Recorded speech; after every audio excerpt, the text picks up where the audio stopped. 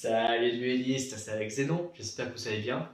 Il y a intérêt, hein. Non, aujourd'hui, franchement, pratique, c'est cool. On va faire un peu pratique là, je suis content. On va voir un peu comment se passe vraiment le jeu en lui-même.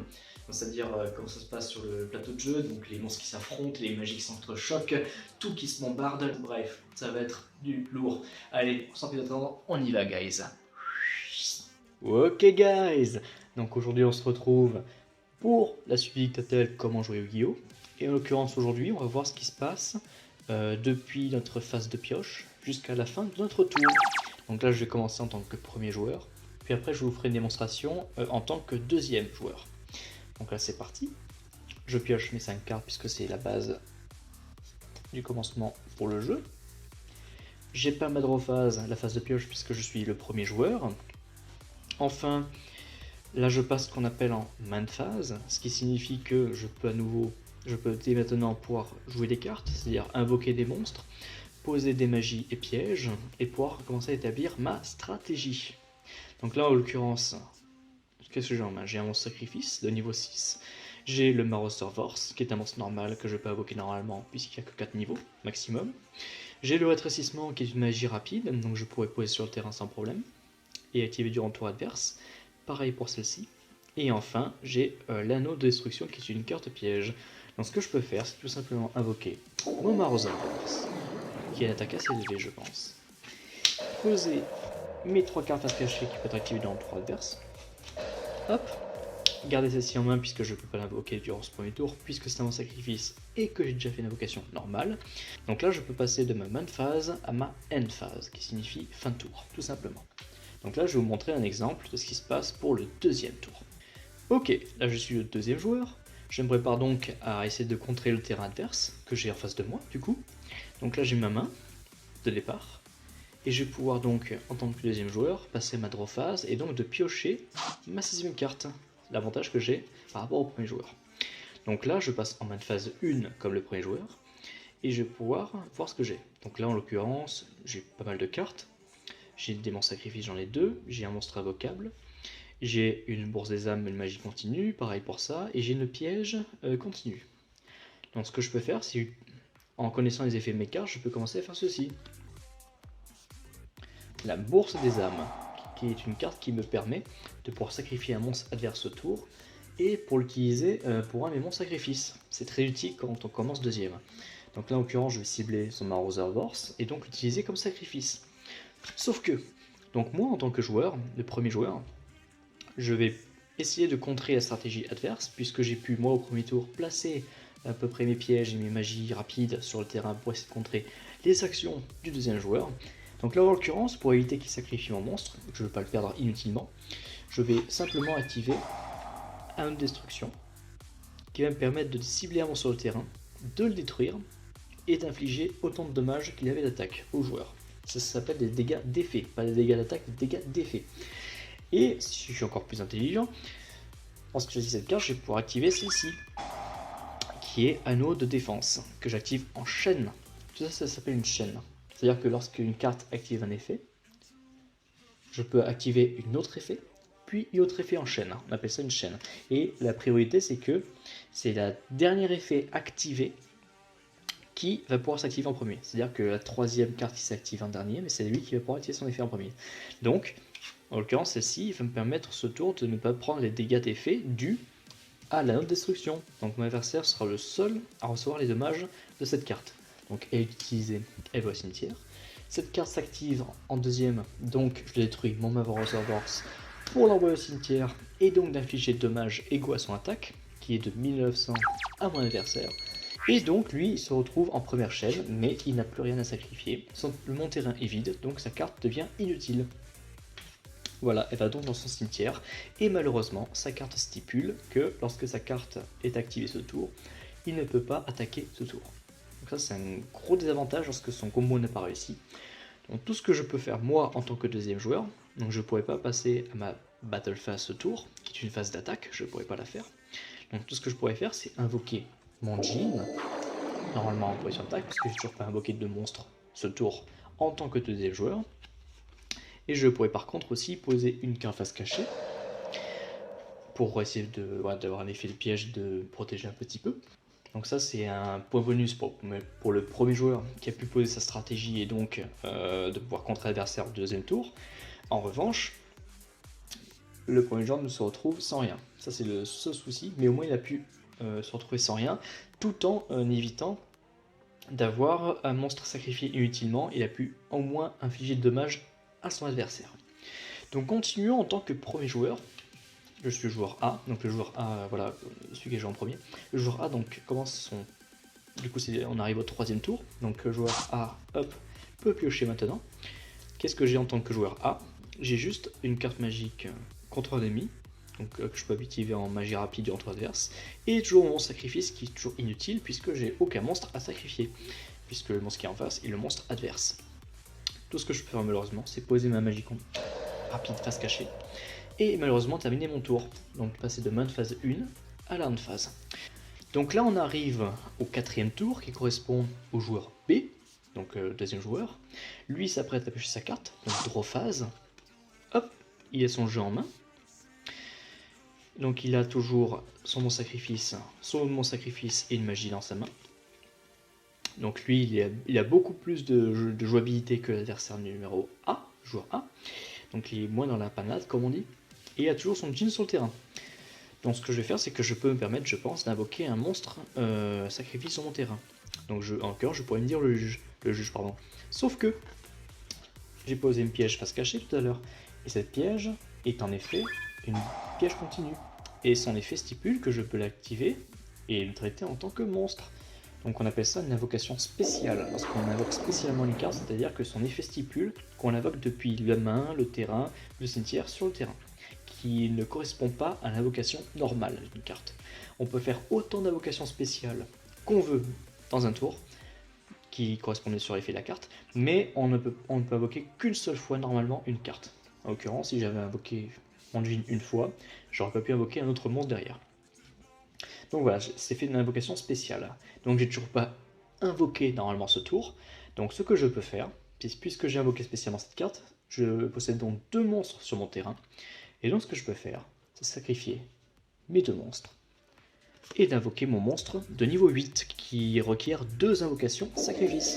Voilà, comme ça j'arrive sur mon terrain, j'ai un avantage catégorique sur le joueur A qui possède aucune carte monstre, qui est juste des cartes face cachée, mais moi je possède un monstre très fort sur mon terrain. Et donc là ce que je peux faire, c'est tout simplement passer en phase d'attaque, ce qu'on appelle la battle phase. Donc le joueur B va attaquer avec son monstre, donc le joueur A a 2 possibilités, soit réduire l'attaque, 3 possibilités pardon, soit réduire l'attaque du monstre de moitié, soit grâce à celle-ci de placer en mode défense, c'est-à-dire qu'il va changer de position de combat et donc ne plus pouvoir attaquer, soit il laisse faire. En l'occurrence, quand tu prends 3000 de dommages dans la tronche, ça fait beaucoup cucu. Donc en l'occurrence, on va privilégier le changement de position de combat grâce à cette carte. Donc il passe en mode défense et donc il ne peut plus jouer. Voilà, il reste en mode défense, mais il a quand même une très bonne défense. Hein. Il a 2500, ce qui n'est pas négligeable. Donc lui, il reste sur le terrain en position de défense, mais j'ai quand même un gros monstre sur mon terrain.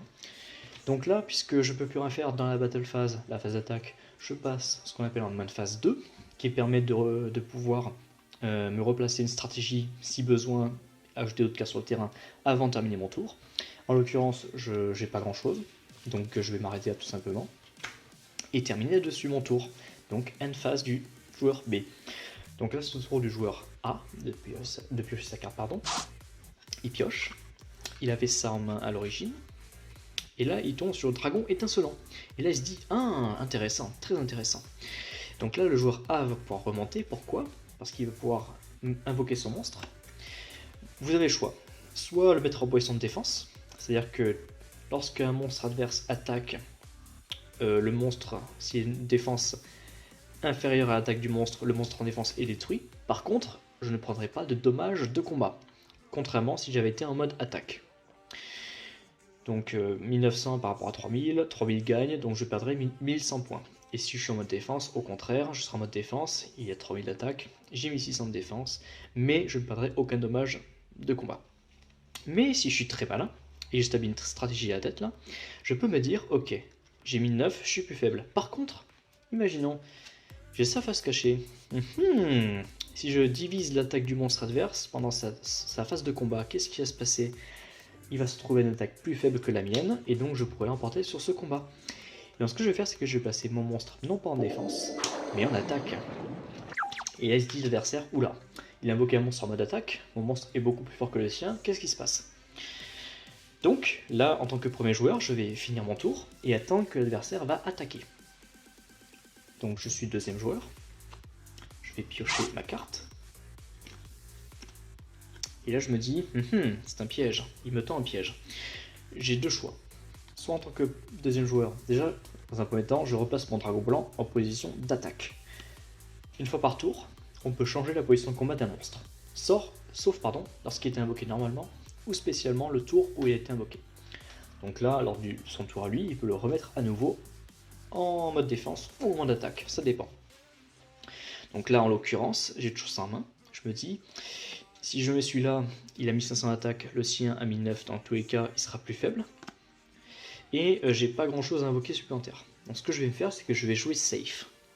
Je vais me dire, ok, je place ce monstre en position de défense, histoire de, s'il y a un problème avec mon dragon blanc, que je puisse avoir une certaine défense derrière. Et je vais me dire, ok, ça se trouve, c'est du bluff. Oui, parce que dans ce jeu, on peut très bien bluffer. Donc mon dragon blanc, du joueur B, va attaquer lors de la phase d'attaque le dragon étincelant. Qu'est-ce qui va se passer? Et bien, comme prévu, il y avait bien un piège. Je joue le rétrécissement, qui permet donc de diviser l'attaque d'un monstre sur le terrain par 2. Je vais donc cibler son dragon blanc, qui passe de 3000 à 1500 points d'attaque.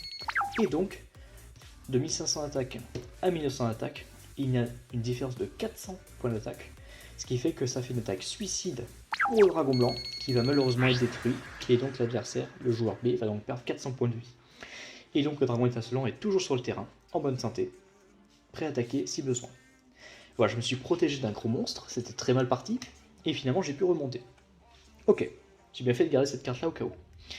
Donc là en tant que joueur B, je me dis bon je vais pas pouvoir faire grand chose d'autre quoi. J'ai ma défense heureusement, mais je me retrouve dans la panade. En tant que joueur B, je finis mon tour. Et hop, je pioche. Oui, j'ai pris le même deck pour les deux. Donc là je me dis, ok, j'ai commencé à avoir un avantage tactique. Je vais pouvoir maintenant sacrifier mon dragon étincelant pour invoquer un dragon un peu plus fort, qui est le dragon cristal. Voilà, qui a 2500 d'attaque, pardon. Et maintenant, avec son attaque, je vais pouvoir forcément attaquer des monstres sans problème à l'adversaire. Hop. Je passe donc en phase d'attaque pour le joueur A, qui va attaquer le monstre, le joueur B. Donc je le retourne. Tank Z qui possède que 1300 points de défense, face à 2500. Il est donc détruit. Heureusement, l'adversaire ne perd aucun dégât, mais son monstre, sa défense, sa seule défense, est détruite. Je joue l'effet par la suite, la faculté de ma carte, oui, parce que les cartes ont parfois des facultés, et celle-ci en a une. Donc à la fin de ma phase d'attaque, je peux ajouter un dragon de niveau 8 depuis mon deck à ma main. Donc là, imaginons, voilà, j'en ai plus, et je mélange mon deck par respect des joueurs adverses, même en ayant regardé mon deck, je mélange mon deck et je repasse comme il est. Voilà. Donc là, je me dis, je suis bien, j'ai ça en main, je suis très bien, je vais finir mon tour là-dessus, en tant que joueur A. Fin de tour. Donc là, je suis joueur B, je suis sur la panade, hein. Je suis dans le gros caca, quoi. Je pioche ma carte. Ok, je pioche une carte inutile, en tout cas par rapport à l'effet. Celle-ci, c'est une carte qui est tout double en fait. Cette carte vous permet d'aller chercher jusqu'à 3 cartes dans votre main, mais pour ça, il faut que vous n'en ayez pas du tout. Votre adversaire ne reçoit aucun dommage ce tour, et je ne peux pas invoquer spécialement ce tour. Donc c'est une carte qui m'handicape un petit peu, mais qui permet de refaire une main. Donc je vais faire ça, tout simplement je vais faire ça. Je vais poser une carte face cachée, activer ma carte d'exécution, donc en gros je vais pouvoir piocher qu'une seule carte, c'est qui tout double. Soit j'ai une carte pour me défendre, soit je suis dans la panade. Je pioche. Je suis dans la panade. Cette carte peut être activée uniquement en sacrifiant un dragon ultime aux yeux bleus, en l'occurrence que j'ai pas mis dans mon deck, et donc je suis dans la panade, tout simplement. Voilà. Donc là j'ai pioché mes cartes pour rien. Hop. Et ce qui se passait, c'est que je suis obligé de finir mon tour, puisque je n'ai aucune carte sur mon terrain pour me défendre ou quoi que ce soit. Et malheureusement, dû à l'effet de ma carte, je suis obligé de tout défausser. Voilà. Et écoutez, je pense qu'on va s'arrêter là, parce qu'en fait, en continuant comme ça, en repassant au joueur A tout simplement lors de cette rephase, il a plus d'avantages que le joueur B, donc voilà, on va s'arrêter là, je pense. Donc, Le joueur A, étant parti de pas grand chose au début, a finalement pu se rattraper grâce aux stratégies qu'on a pu envisager par la suite dans le jeu. Donc voilà, c'était pour montrer un exemple de jeu qu'on pouvait faire entre deux joueurs. Bon, là j'ai pris un même deck, hein, mais ça revient au même. Hein. Donc voilà, au sein de ce jeu de cartes. Voilà. Et ben c'est déjà la fin, guys. J'espère que ça vous aura plu, hein, parce que là c'était un peu plus de la pratique à l'état pur. Donc là, je vais vous montrer comment ça se passait dans le jeu en lui-même. Moi, je suis tout seul, ok, avec un seul deck, ok, mais vous avez compris le principe de vous dire, voilà, qu'est-ce qui se passe avec deux joueurs. Donc un qui a une stratégie, l'autre une stratégie, l'autre il le contre, il recontre, il revient à la charge, il se fait défoncer, il n'arrive pas à remonter. La prochaine vidéo sera sur tout ce qui est monstre extra deck, donc tout ce qui est monstre fusion, synchro, Xyz, et je ne compterai pas les links parce que c'est un peu plus compliqué, donc ça je le mettrai dans une autre vidéo plus tard. Et j'ai oublié tout ce qui est rituel, voilà, tout ce qui est monstre rituel, par contre qui est inclus dans le deck et non pas dans l'extra deck. Voilà, j'espère que ça vous aura plu, n'hésitez pas à mettre le petit pouce qui va bien en l'air, de vous abonner si ce n'est pas déjà fait, et puis on se voit à la prochaine. Allez, tchuss les gars.